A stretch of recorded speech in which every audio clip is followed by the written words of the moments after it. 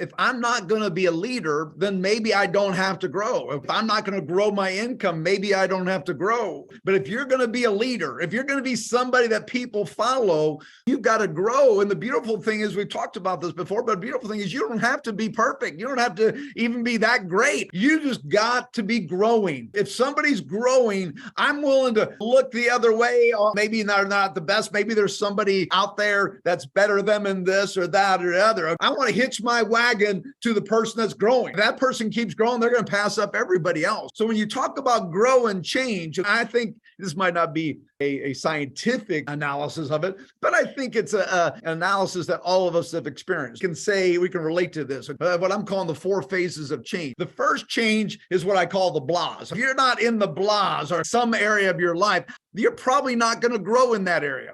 It's just kind of the way life works. Basically, what we're talking about is there's got to be some insight in an area that needs to change. That's where some area you're saying, I don't like this. So, and then you've got to fight the decision to change. Yeah, like we know we need to change. We've all done this gymnastics. I assume I'm not completely losing everybody here. Yeah, I got to grow in that area. But we fight the decision to change. I got to grow my people skills, but I fight the decision to change. I got to grow whatever it is. It's kind of like kids with dirty diapers. So, you know what I'm saying? The current situation is not good, but it's warm and it's mine. Why change? That's the way human beings are. I find so many people that will live in an uncomfortable. And they'll live in a life that they don't like, they don't want, whatever, but they're comfortable with that uncomfortableness. And the uncomfortableness to change is more work than they're willing to do. So they settle. See, it's easier to settle for who you are than it is to become who you were meant to be. It's easier to settle for who you are than to become who God meant you to be. So until the pain of remaining the same is greater than the pain of change, we will choose to remain the same. You've got to mentally create a paradigm in your brain that is so bad where you're at right now that you're unwilling to go through that anymore.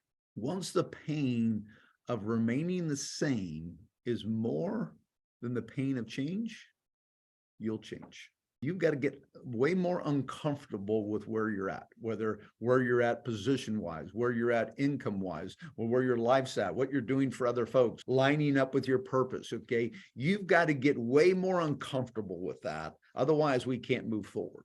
I'm going to strongly suggest you think about that uncomfortableness before you go to sleep. You think about it when you wake up. You think about the changes you need to make in a positive mind frame versus a negative mind frame. Don't focus on the work that's involved with making those changes. Focus on the reward that's coming from that, and focus on the pain that's going to happen in your life if you don't change. I would run scenarios in my brain. If I don't change my current situation, here's how life's going to be 5 years from now. And I'd make it way worse than it probably would be, but I had to create the energy to change.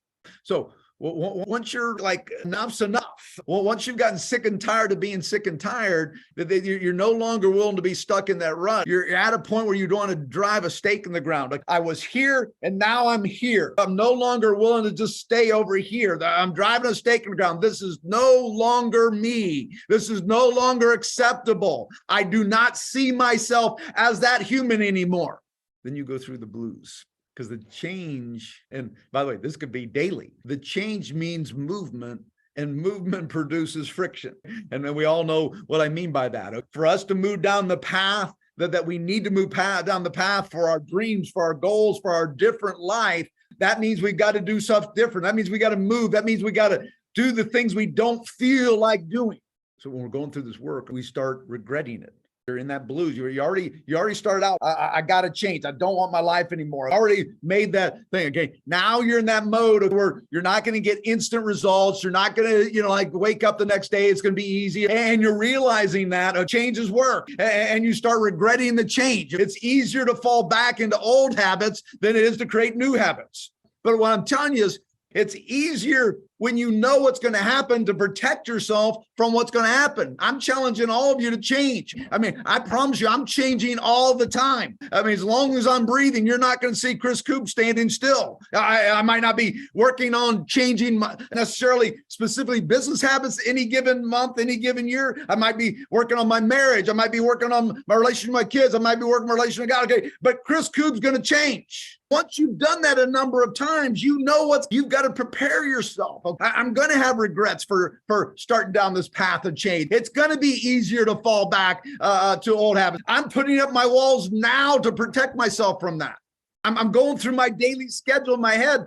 It's like if somebody's an alcoholic, I would recommend their daily schedule, not have them going by the bar they used to hang out in. I'd have their daily schedule taking a completely different way home. You've got to set yourself up where you can succeed, where you don't fall into those bad habits. The key is accountability. Either you hold yourself accountable or you getting somebody else to hold you accountable. Rarely are we good enough to hold ourselves accountable. If you are, that's awesome. You might want to set some other barriers up that protect you against that. And then the cool thing is, once you get the benefits of change, once you've kind of moved past, like maybe it's 30 days down the road, 60 days down the road, the change has happened. You've created a habit. You can start seeing the results, your confidence growing, your team's growing. That's when it gets exciting. Yeah, compensation, of course, grows, which helps get even more exciting. Rewards grow. That's the magic. That's what I want to get you in the next 30 days. We're not waiting for some January 1st to change. Good golly. Okay, that's almost a guarantee not to change. Change now. So when the rest of the world is trying to come up with what their change is going to be, and then 3 days later trying to convince themselves to go back to where they were, you're on autopilot. You're moving. Whatever date this is, so that's the best day to change. Not January 1st, today. The only conquests which are permanent and leave no regret are the conquests of ourselves. Only conquests which are permanent and leave no regrets are the conquests of ourselves.